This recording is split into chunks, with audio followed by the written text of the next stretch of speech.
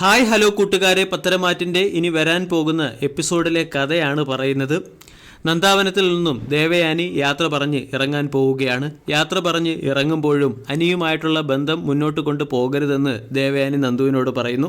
ദേവയാനി പോയി കഴിഞ്ഞതിന് ശേഷവും കനകയും നന്ദുവിനോട് ഇതേ കാര്യം തന്നെയാണ് പറയുന്നത്, അനിയിൽ നിന്നും അകലം പാലിക്കണമെന്ന്. ആ സമയത്ത് നന്ദുവിൻ്റെ മൊബൈൽ ഒരു മെസ്സേജ് വരുന്നു. ഇന്നലെ ഞാൻ ഗുഡ് നൈറ്റ് അയച്ചിട്ടും നീ എന്താ റിപ്ലൈ അയക്കാഞ്ഞത് എന്ന് ചോദിച്ചിട്ടുള്ള അനിയുടെ മെസ്സേജ് ആയിരുന്നു. ഈ മെസ്സേജ് കാണുമ്പോൾ തന്നെ നന്ദുവിന് വിഷമമാകുന്നു. അതേസമയം അടുത്ത് നിന്ന് നയന ഈ മെസ്സേജ് വായിക്കുകയും നന്ദുവിനെ ഒരു റൂമിലേക്ക് കൊണ്ടുപോവുകയും ചെയ്യുന്നു.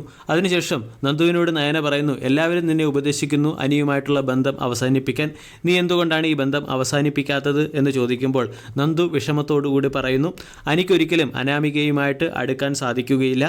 അനി ഒരു പൂർണ്ണ മദ്യപാനിയായി മാറിയേക്കും. ഇതൊഴിവാക്കാൻ വേണ്ടിയാണ് ഞാൻ അനിയുമായിട്ടുള്ള ബന്ധം മുന്നോട്ട് കൊണ്ടുപോകുന്നത് എന്ന് പറയുന്നു. ഇത് കേട്ട് നയന ആകെ ഷോക്കിലാകുന്നു. നയന ഉടൻ തന്നെ ആദർശിനെ വിളിച്ച് ഈ കാര്യങ്ങളെല്ലാം പറയുന്നുണ്ട്. ആദർശ് പറയുന്നു, അവരെങ്ങനെ പോയാലും എനിക്കൊരു കുഴപ്പവുമില്ല എന്നുള്ള ഒരു രീതിയാണ് ആദർശിൻ്റേത്. ഇതും കൂടെ കേൾക്കുമ്പോൾ നയനയ്ക്ക് വളരെ വലിയ ഷോക്കാകുന്നു.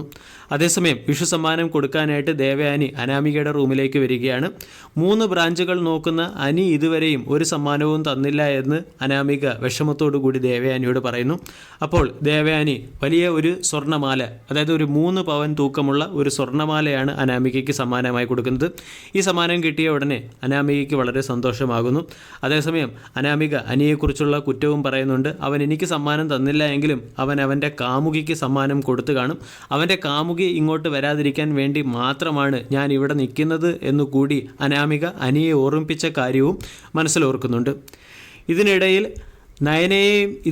നവ്യയെ കാണാൻ വേണ്ടി നന്ദാവനത്തിലേക്ക് എത്തിയിരിക്കുകയാണ് അഫി കുറച്ച് മുല്ലപ്പൂവും 10,000 രൂപയും കൊണ്ടാണ് എത്തിയിരിക്കുന്നത്. വിഷു കൈനീട്ടം എന്ന നിലയ്ക്ക് നവ്യയ്ക്ക് 10,000 രൂപ അഫി കൊടുക്കുന്നു. അതിനുശേഷം 7ാം മാസ ചടങ്ങിന് മുല്ലപ്പൂ എത്തിക്കാൻ സാധിക്കാത്തത് കൊണ്ട് ഇന്ന് കുറച്ച് നവ്യയെ സോപ്പിടുന്നതിന് വേണ്ടി കുറച്ച് മുല്ലപ്പൂവായിട്ടാണ് അഫി എത്തിയിരിക്കുന്നത്. ഇത്രയും വിലപിടിപ്പുള്ള സമ്മാനങ്ങൾ നൽകുന്നത് കൊണ്ടും ഇടയ്ക്കിടയ്ക്ക് നിന്നെ വന്ന് കാണുന്നത് കൊണ്ടും നീ എന്നെ വിശ്വസിക്കുന്നു എന്ന് ഞാൻ വിചാരിക്കുന്നു എന്ന് അഫി നവിയോട് ചോദിക്കുന്നു. നവി പറയുന്നു, നിന്നെ ഞാൻ ഉറപ്പായിട്ടും വിശ്വസിക്കുന്നു. നിൻ്റെ പ്രശ്നങ്ങളൊക്കെ, അതായത് നിൻ്റെ കുരുത്തക്കേടുകളൊക്കെ അവസാനിച്ചു എന്ന് തന്നെയാണ് ഞാൻ വിശ്വസിക്കുന്നത് എന്നും പറഞ്ഞ് ഇവർ രണ്ടുപേരും ഇഴകിച്ചേരുന്ന രംഗത്തോടു കൂടിയാണ് ഇന്നത്തെ എപ്പിസോഡ് അവസാനിക്കുന്നത്.